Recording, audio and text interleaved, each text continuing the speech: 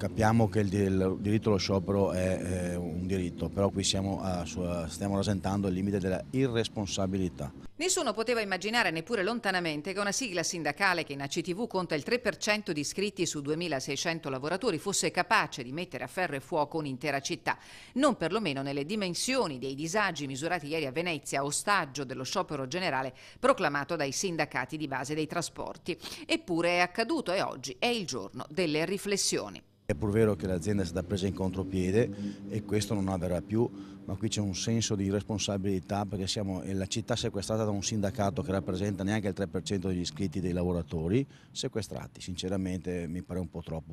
Rivendicazioni scandalose, rincara Boraso, che spiega come per le richieste, ad esempio sulla sicurezza della navigazione, ci sono tavoli aperti aziendali dove poter discutere.